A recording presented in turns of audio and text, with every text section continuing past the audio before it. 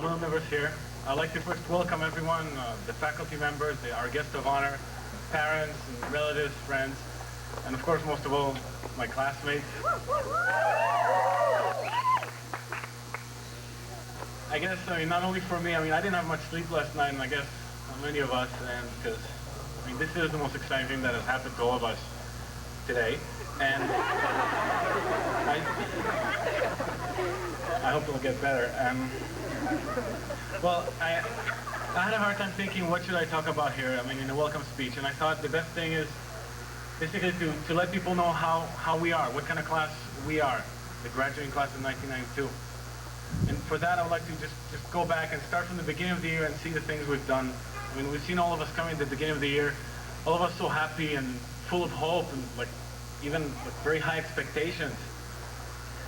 And unfortunately, most of us, those expectations were disappointed. Throughout the year, we've seen that this year didn't turn out to be the same scenery that we thought it would. Everybody thought this is the most important year, this is the most memorable year. And I think on many occasions we didn't prove ourselves as the class we wanted to be. And it got to a point that we just said, okay, we just want to graduate. At least I felt that at the point that the only thing I wanted is just to leave. And now we're standing here and we are about to leave. We're almost graduating from the school. And you think, what pattern are you going to take in life? What are you going to do? It's so difficult to actually decide the right things, the right pattern. Everybody has their own aspirations. Everybody has their own dreams to fulfill.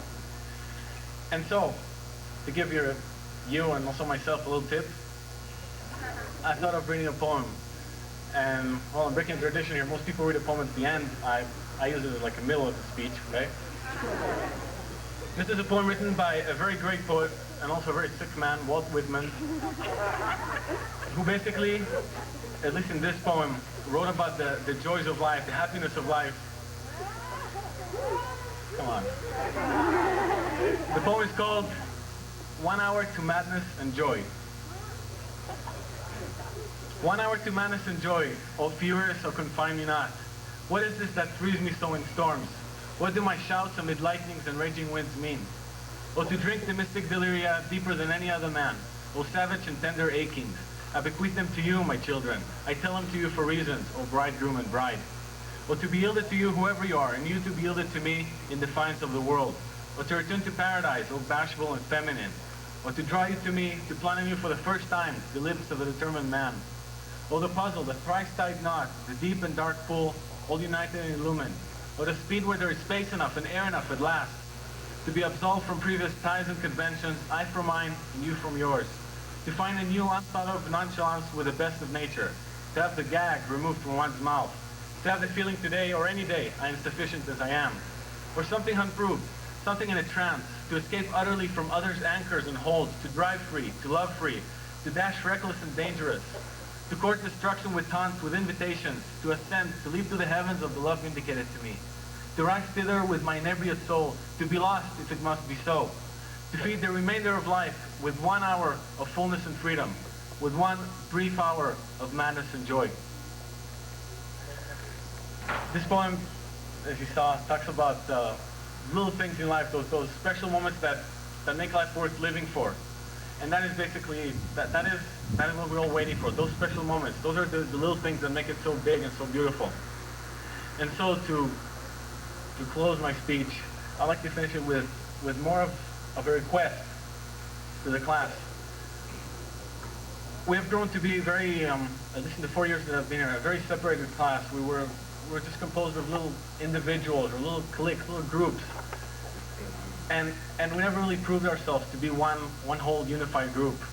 And I guess this is the last time I'll speak to you, so I want to take this opportunity and ask that tonight, as a dance, and even from now, let's start, instead of acting as individuals, instead of acting as the little groups we always were, why don't we be, for once, to prove to ourselves and everybody that we're one big unified group that is not composed of people, of separated people, but of individuals that want to be together, that want to be one unique, special group that we are. Why don't we all be proud to be the 44th generation to graduate from Lincoln School, to be proud to be the class of 1992. Thank you.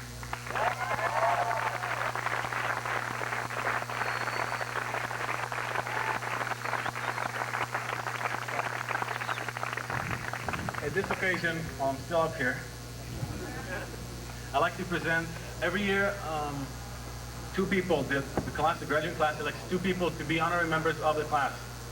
This year we have chosen two very special people. Both of them have helped us a lot. The first one, the first honorary member of the class, is a person that was not only our advisor, but also helped the class a lot. He helped to organize our activities, and without him, I think a lot of the events that we had and a lot of the things that were possible wouldn't be. And it gives me a great honor to present the first honorary member of the class, Mr. Carlos Aguilar.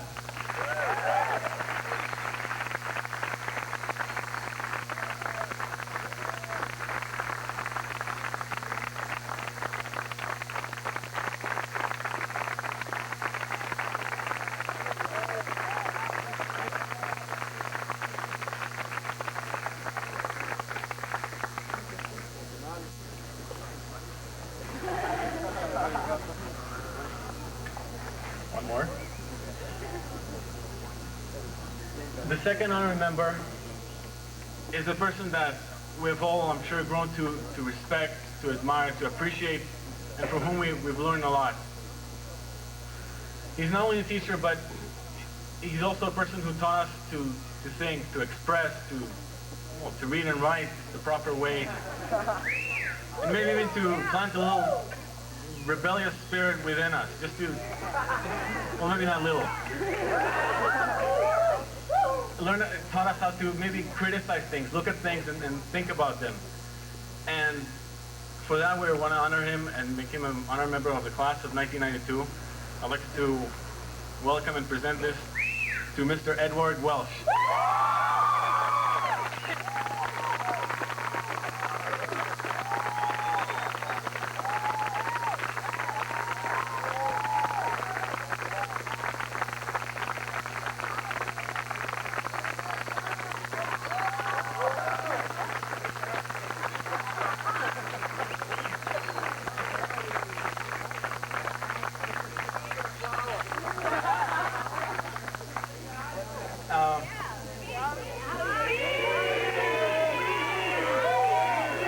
That we prepared as a class, and in order to, this is a surprise for a very special classmate. In order to give that surprise, I'd like to call to here to speak Liliana Verides, our classmate.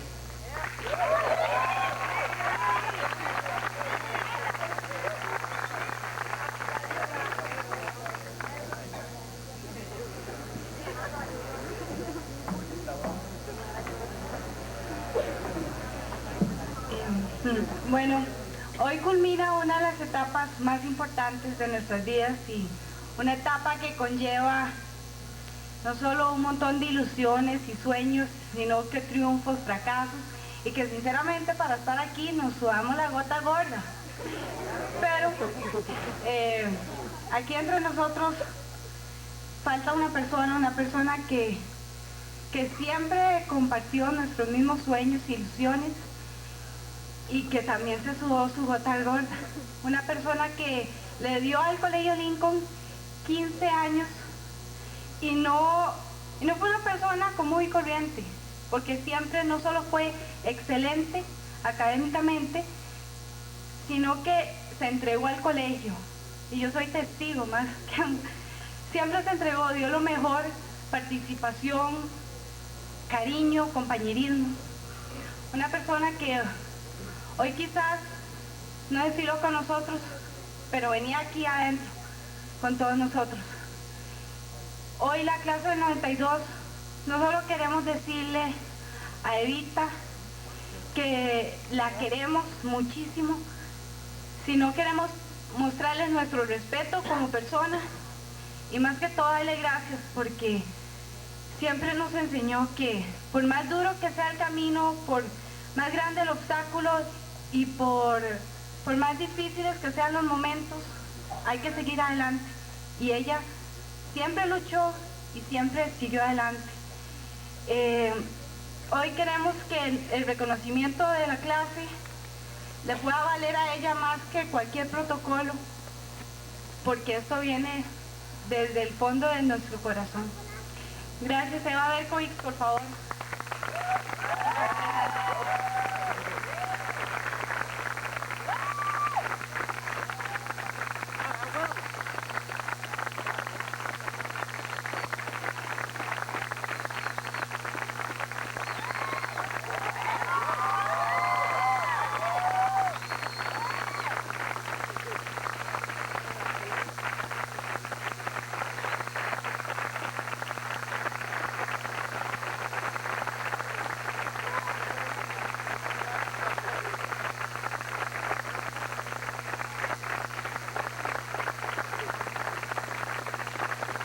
Rápidamente hacemos una breve pausa para escuchar la...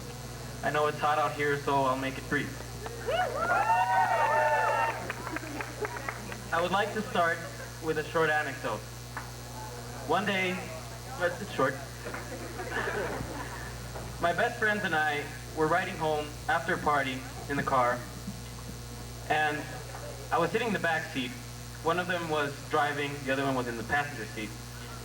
And in that moment, it finally dawned on me how old we had gotten. We had gone from being children into being grown-ups. We were the grown-ups that night. There was nobody else there. And we were the ones who controlled our own destiny. We were individuals. We were ourselves. I would like to tell you today that this school, its purpose, has been to make each and every one of us an individual, a person who thinks for their own, who is not afraid to be what they are, and who can take decisions that will affect the course of their lives for a long, long time. Lincoln School has brought us up from being small children into being the people we are today. We are going to be the citizens of the future. Well, we are the citizens right now, most of you. And I would like to tell you that if at any point in your life you forget who you are, you forget your identity, you do not fully comprehend what it is that you want of yourself, I want to ask you to look back upon your high school years, which was when you forged your adult life. The memories you treasure from this experience are going to be what will tell you who you are. This is the time when we are at our maximum potential and energy. I want to ask you to look at the classmate to your right and look at the classmate to your left. These people, you will remember them for a long, long time. You probably are not going to see them that much for all this time. However, you will remember them because every person who is out here today has contributed a small grain of sand to make us the person we are. So whenever you feel that you do not know where you're going, that you are lost, look back upon your high school years, your high school classmates, and remember, because that is all that we're going to be able to do once we leave. Thank you.